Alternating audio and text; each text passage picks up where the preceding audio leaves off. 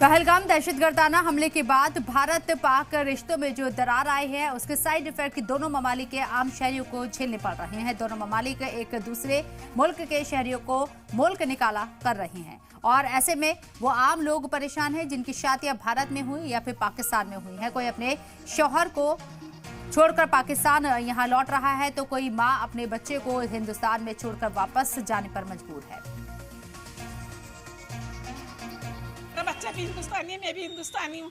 मेरा शौहर आपके शौहर आपके साथ यहाँ रह रहे थे? 1 ही साल हुआ है, 10 महीने हुए हैं सिर्फ। हाँ। 13 जून को हम आए थे वहाँ से। 13 जून को आए के मेरे शौहर के मैंने कहा मैं अपने साथ ही रखना चाह रही हूँ। हमने यहाँ LTV जमा कर दी अपने शौहर की। मैंने शौहर की अपनी LTV जमा कर दी, इन्होंने कर ली। कहने लगे चलो कोई दिक्कत नहीं है। फिर हम आए, हमें पता चली कि रास्ते बंद होने वाले हैं, हम यहाँ पर आए। यहाँ पे आके हमने क्या हमारा पासपोर्ट नहीं है, हमें ऐसा कर दिया, हमें भी जाने दीजिए, फिर हमारी मुसीबत पड़ जाएगी हमें।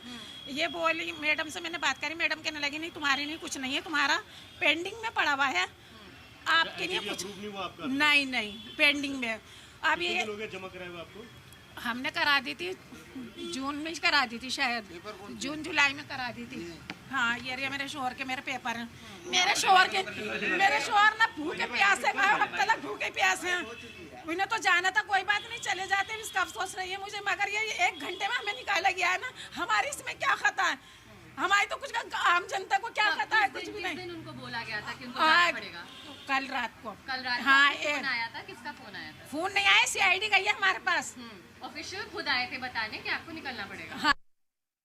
पहलगाम में हुए हमले के बाद से देश भर में यानी हिंदुस्तान के अंदर जितने भी पाकिस्तानी नागरिक थे, जितने भी विजिट वीज़ा पे या किसी तरीके के वीज़ा पे थे, अब उनको सीधे तौर पे कह दिया गया कि आप देश छोड़ दें, अपना बॉर्डर क्रॉस कर लें। मेरे साथ गजाला हैं, पुरानी दिल्ली में रहती हैं और 3 साल से रेगुलर यहाँ रह रही थी अपने वीज़े के ऊपर। अभी फ़िलहाल इनका LTV वीज़ा नहीं हुआ, जो परमानेंट वीज़ा है वो नहीं हुआ है, लेकिन यहाँ पर अब आए हैं। कल रात में बात करने की कोशिश करेंगे। तो आप लोग कहाँ रहते हैं एग्जैक्टली?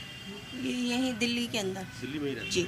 आपको कब बताया गया कि आपको वापस जाना है? कल रात को मुझे इतला दे दी गई थी, तो सारा मैंने अपना फिर कल प्रोसेस करवा लिया था और अब एग्जिट लेटर लेकर और मैं आज यहाँ से रवाना हो जाऊँगी। आज रवाना हो जाएंगे? जी। कहाँ से आप, किस बॉर्डर से आप जाएंगे? वाघा बॉर्डर से। वाघा बॉर्डर से जी, आप जाएंगे। वहीं से आई। आप अकेले हैं और भी परिवार के लोग हैं? नहीं, मैं अकेली हूँ, शौहर के पास आई थी मैं। अच्छा जी। तो आप कितने साल से रह रही हैं? मैं पिछले 3 साल से।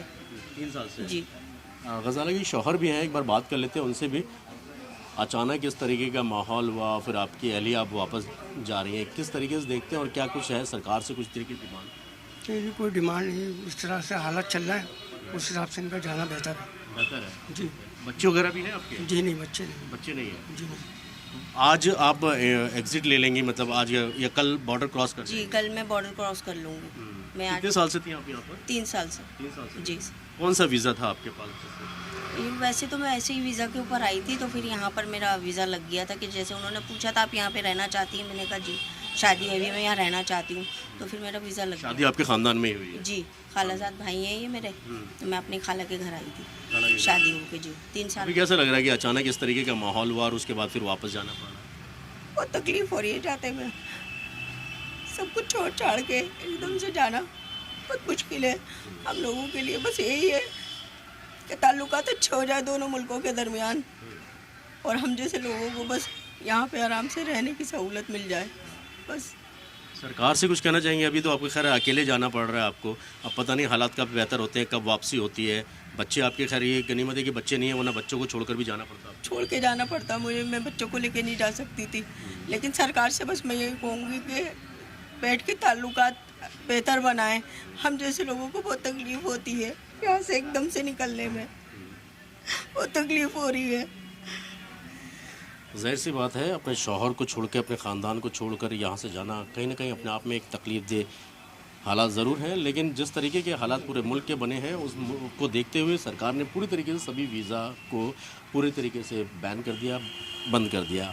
अब हर हाल में 28 अप्रैल तक जो है सबको बॉर्डर क्रॉस करना है, यानी 29 अप्रैल तक जितने भी पाकिस्तानी नेशंस हिंदुस्तान के अंदर हैं उनको पाकिस्तान वापस जाना होगा। वीडियो जर्नलिस्ट JD के साथ सैयद मुबशर, इस्लाम TV, दिल्ली।